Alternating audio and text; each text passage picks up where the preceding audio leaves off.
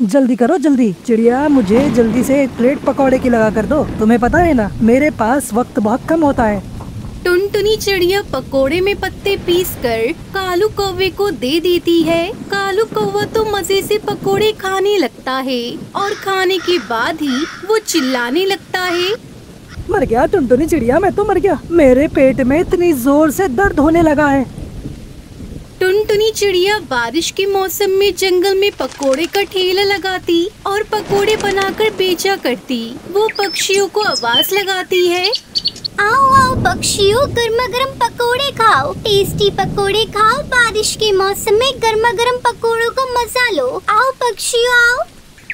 टुनटुनी चिड़िया ऐसे आवाज लगाती है। तभी वहाँ हरिया तोता आता है और वो टुनटुनी से कहता है, टुनटुनी चिड़िया जल्दी से मुझे एक प्लेट पकौड़े की लगा कर दे दो। मुझे बहुत जोरों की भूख लगी है। हाँ हाँ तोते भैया, क्यों नहीं, रुकिए मैं अभी देती हूँ आपको गर्मा गर्म पकोड़े।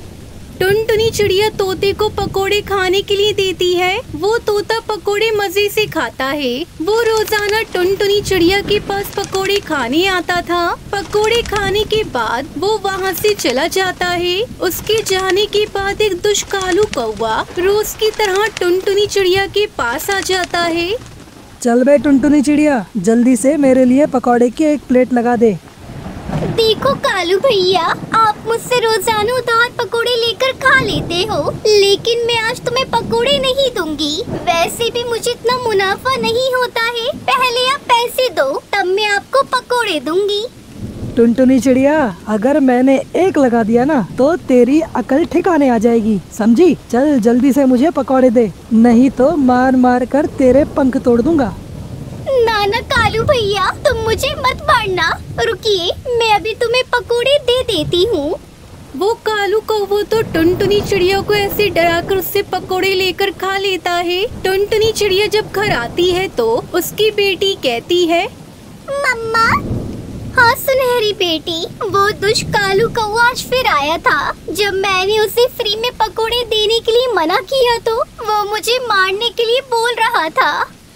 मम्मा, ऐसे बुरे पक्षियों से लड़ना ठीक नहीं। हाँ सुनहरी बेटी, इसलिए तो मैंने उसे पकोड़े देकर अपनी जान बचाई।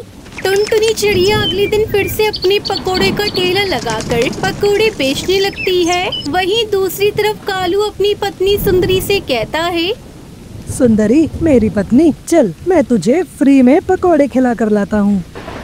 ये तुम क्या कह रहे हो पति जी? फ्री में हमें कौन देगा पकोड़े? सुंदरी ये तुम मुझ पर छोड़ दो, अरे चलो मेरे साथ। चिड़िया बहन जल्दी करो, मुझे जल्दी से पकौड़े दे दो। बंटी कबूतर ऐसा कह रहा था कि तभी वहाँ कालू कौवा अपनी पत्नी को लेकर आ जाता है। हाँ चिड़िया जल्दी करो, मेरे पास टाइम नहीं है, जल्दी से 2 प्लेट पकौड़े के लगा दो। देखो कालू भैया, पहले मेरे पास बंटी भैया आए थे तो पहले मैंने पकोड़े दूंगी, तब बाद में मैं तुम्हें दूंगी।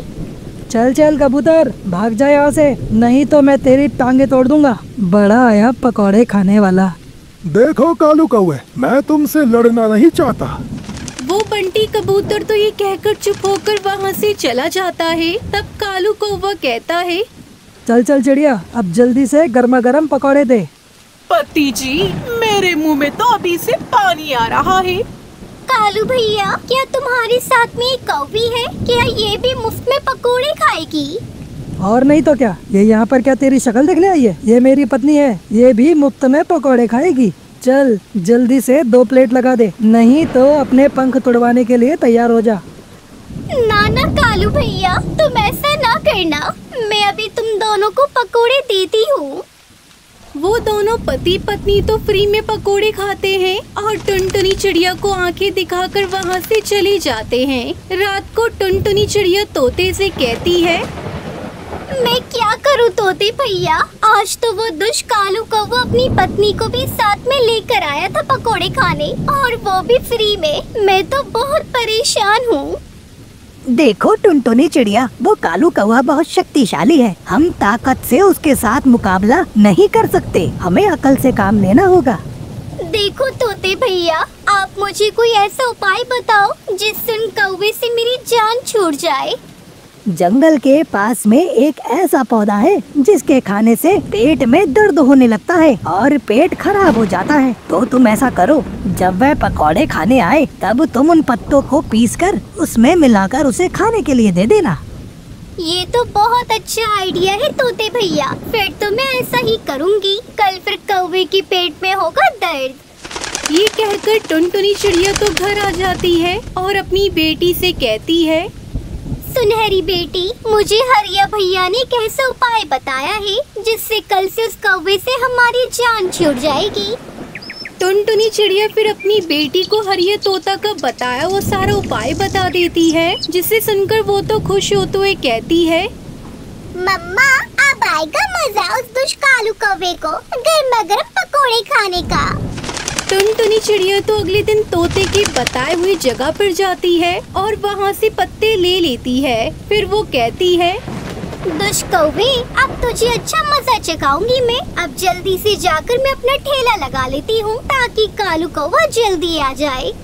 टुनटुनी चिड़िया तो इस तरह आकर अपना पकोड़े का ठेला लगा लेती है। वो पकोड़े बेचने लगती है। तभी थोड़ी देर बाद ही वहाँ वो दुष्ट कालू कौवा पकोड़े खाने आ जाता है। जल्दी करो जल्दी चिड़िया, मुझे जल्दी से एक प्लेट पकौड़े की लगा कर दो। तुम्हें पता है ना, मेरे पास वक्त बहुत कम होता है।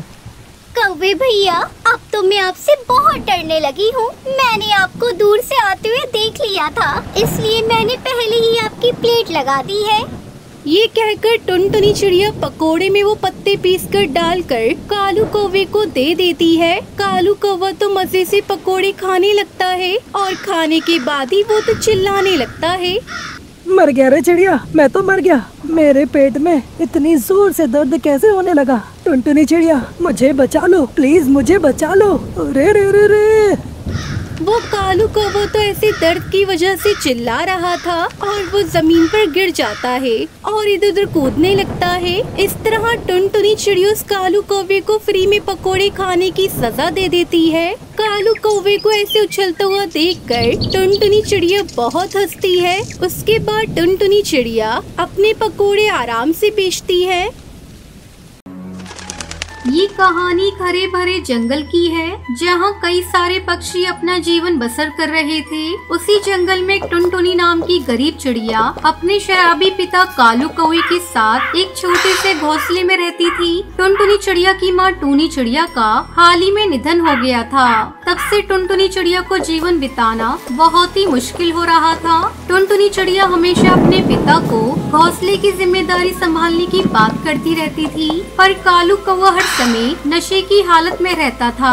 शराब पीना जैसे उसके जीवन का कर्तव्य बन चुका था। उसकी बेटियां भूखी रहे चाहे प्यासी रहे, उसे इस बात से कोई भी फर्क नहीं पड़ता था। एक दिन सवेरे टुनटुनी अपने पिता कालू कौवे से कहती है, पिताजी, अब तो आप अपनी जिम्मेदारी समझ जाइए। माँ के जाने के बाद हमारा जीवन बहुत ही दुखी हो गया है।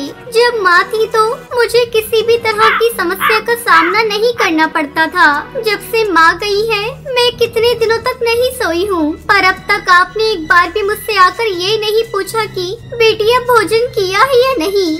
मुझे ज्ञान दे रही है? अब क्या मैं अपना शराब पीना छोड़कर तेरी परवरिश में लग जाऊं? तू क्या चाहती है कि तेरा बाप अपनी आजादी छोड़कर तेरे पीछे पीछे घूमता रहे? पिताजी, आप मेरे पिता हो। आपका कर्तव्य है कि आप मेरा पालन पोषण करो, कहीं जाकर मजदूरी करो ताकि घर में 4 पैसे आ सके और हम उनसे अपनी आगे का जीवन बेहतर तरीके से गुजार सके। इतनी सी होकर मुझे जीने की बात बता रही है? अगर तुझे जीने में इतनी तकलीफ हो रही है ना, तो तू जा मर जा अपनी माँ की तरह, पर मुझे चैन से जीने दे। पिताजी, आप शराब पीना छोड़ दीजिए। आपके सिवा मेरे संसार में अब है ही कौन? अगर आपको भी कुछ हो गया तो मेरा क्या होगा? मैं किसके सहारे जीऊंगी? तभी कालू कौवा नशे की हालत में अपनी बेटी टुनटुनी चिड़िया को जोरदार चांटा मारता है और वहाँ से उड़कर जंगल में चला जाता है। चिड़िया भूखी प्यासी अपने घोंसले में बैठी अपनी माँ को याद करके रो रही थी। तभी उसके घोंसले में एक दूर दराज वाली हरी तोती उड़ती हुई आती है। अरे बिटिया, इतनी प्यारी प्यारी नन्ही नन्ही आँखों में ये आंसू अच्छे नहीं लगते। टुनटुनी चिड़िया अपने आंसू पोंछती है और रोना बंद करती है। अरे आप कौन है? बिटिया मैं बहुत दूर के जंगल से आई हूँ। मैं पक्षियों को बढ़िया बढ़िया मेहंदी लगाने का काम करती हूँ। लाओ मैं तुम्हें ही मेहंदी लगा देती हूँ। केवल 10 रुपए में बढ़िया डिजाइन लगाती हूँ। नहीं, मुझे नहीं लगाना है मेहंदी। अरे बिटिया लगा लो, तुम्हारे सुंदर से पैरों पर ये मेहंदी बहुत अच्छी लगेगी। इतनी प्यारी मेहंदी देखकर तुम्हारी माँ बहुत खुश हो जाएगी। मैं तो जंगल के सारे पक्षियों को मेहंदी लगाती हूँ। मेरी माँ भी संसार में नहीं है। वो कब का मुझे बेसहारा करके संसार से चली गई है। अरे ये तो बहुत दुख की बात है बिटिया। इतनी सी उम्र में बिना माँ के जीना बहुत मुश्किल होता है। मैं भी जब तुम्हारी उम्र की थी तब से मेरी माँ भी मुझे छोड़कर इस संसार से चली गई थी। उस समय मेरे पास केवल मेरे पिता थे, पर पिता के जुआ खेलने की आदत से मुझे जीवन बिताने में बहुत सी समस्याओं का सामना करना पड़ रहा था। इसलिए मैंने ये मेहंदी लगाने का काम करना शुरू किया। पर आज देखो मैं खुद कमाती हूँ और अपना जीवन खुशी खुशी बिताती हूँ। आप मुझे भी ये मेहंदी लगाना सिखा दीजिए ना, ताकि मैं भी पक्षियों को मेहंदी लगाकर पैसे कमा सकूं और अपने जीवन को गुजारा कर सकूं। बिटिया उसके लिए तो तुम्हें मेरे साथ मेरे जंगल चलना होगा और वहाँ रहकर मेरे साथ ही काम करना होगा। हाँ, मैं चलने के लिए तैयार हूँ। हरी तोती बिना सोचे समझे टुनटुनी चिड़िया को अपने साथ अपने जंगल में लेके चली जाती है। वहाँ टुनटुनी चिड़िया हरी तोती के साथ कई सारे पक्षियों के घोंसले में मेहंदी लगाने जाने लगी। देखते ही देखते 2 दिन गुजर जाते हैं। टुनटुनी चिड़िया ने 2 ही दिन में मेहंदी लगाना सीख लिया था। अरे वाह बिटिया, तुम तो मुझसे भी अच्छी मेहंदी लगा लेती हो। तभी हरी तोती के घोंसले में लूसी नाम की कबूतरी आती है। अरे तोती बहन, मेरे साथ तुरंत चलिए। कल ना मेरा विवाह है, तो आप मुझे और मेरे कुछ साथी पक्षी बहनों की बढ़िया सी मेहंदी लगा दो। आपका जो भी पैसा होगा वो मैं आपको दे दूंगी। क्या मैं जाऊँ मेहंदी लगाने? हाँ बिटिया बिल्कुल जाओ। लूसी बहन आप इस बिटिया को साथ ले जाइए, ये आपको बढ़िया सी मेहंदी लगा देगी। अरे नहीं तोती बहन, आप ही चलिए। ये तो एक बच्ची है, इससे कहाँ मेहंदी लगाना आएगा।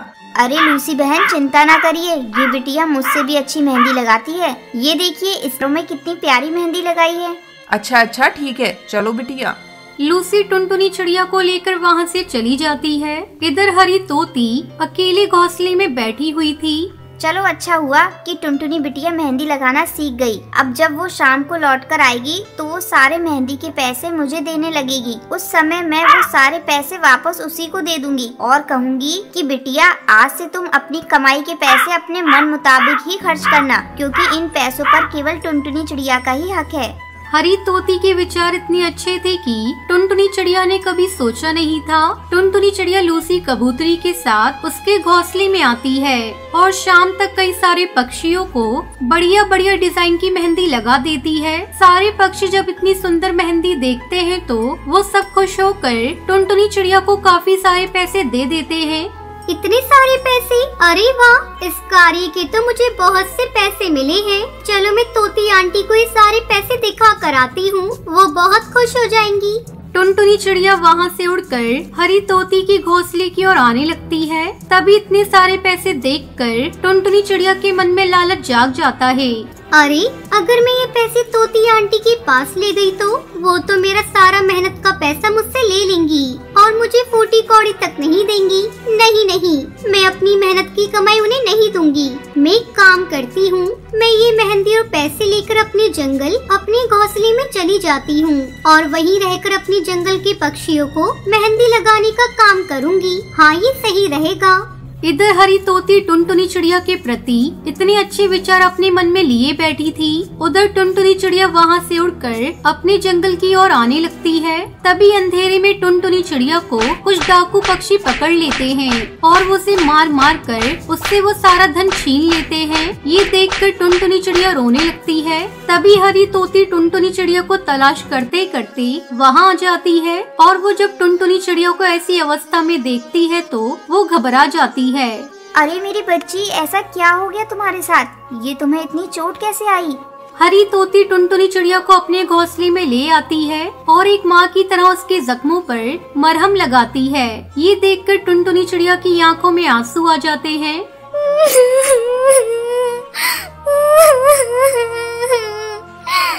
मुझे क्षमा कर देना, मैंने आपके साथ विश्वासघात किया।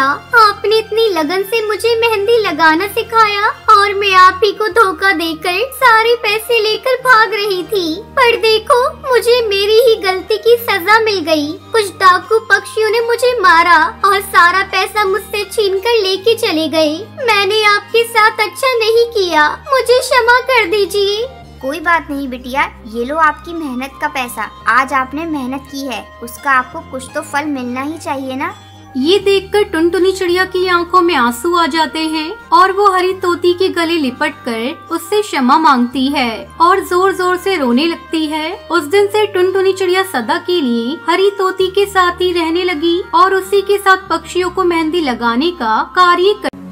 श्रीनगर नाम के गांव में टुनटुनी अपने माँ पिताजी के साथ रहती थी। उसे बचपन से ही सजने संवरने का शौक था, साथ ही उसे दूसरों को सजाना भी बहुत अच्छा लगता था। गांव में किसी की भी शादी हो, दुल्हन को सजाने के लिए टुनटुनी को ही बुलाया जाता था। टुनटुनी के माँ पिताजी गांव में ही खेती करते थे। अब उसकी उम्र शादी लायक हो चुकी थी। एक दिन टुनटुनी की माँ टूनी अपने पति कालू से कहती है, सुनिए जी, टुनटुनी की उम्र शादी की हो चुकी है, कब तक दूसरों के हाथों में मेहंदी रचाएगी। अब हमें भी तो उसके हाथ पीले करने का सोच लेना चाहिए। तुम्हें क्या लगता है, मुझे इस बात की चिंता नहीं। मैं मेरी बेटी की शादी बड़े धूमधाम से और एक अच्छे परिवार में करवाऊंगा। बिल्कुल सही कह रहे हो आप। आखिर हमारी भी तो इकलौती लाडली बेटी है। टूनी और कालू अपनी बेटी के लिए अच्छे रिश्ते देखने लगे। तभी कालू की बहन सुंदरी कौवी वहाँ आती है।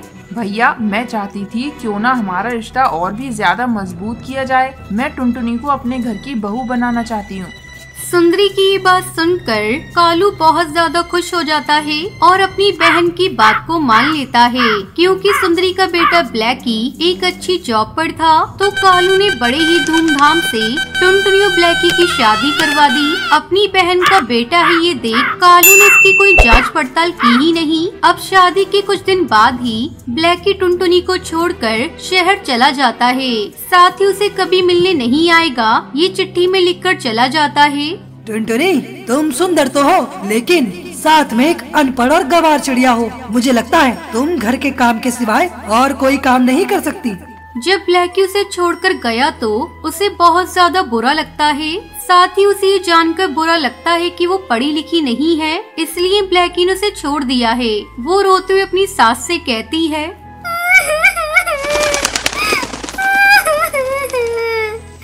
ये आपने क्या कर दिया माँ जी? आपको पता था कि ब्लैकी को पढ़ी लिखी चिड़िया चाहिए, फिर भी आपने शादी करवाई क्यों? आखिर मेरी इसमें गलती ही क्या थी? आपने मुझे और अपने भाई को धोखा दिया है, धोखा। उन्हें जब ये बात पता चलेगी तो उनका क्या होगा? ये सोच सोच कर तो मेरी जान जा रही है। नहीं बेटी, मुझे ये बात बिल्कुल भी पता नहीं थी। मैंने जब ब्लैकी से पूछा तो उसने तुम्हारा नाम सुनते ही हाँ कर दी थी। मैं अपने बेटे के साथ साथ अपनी भतीजी की जिंदगी खुशियों से भर देना चाहती थी। तुम दोनों को खुश देखना चाहती थी। तुम जो समझ रही हो वो बिल्कुल गलत है।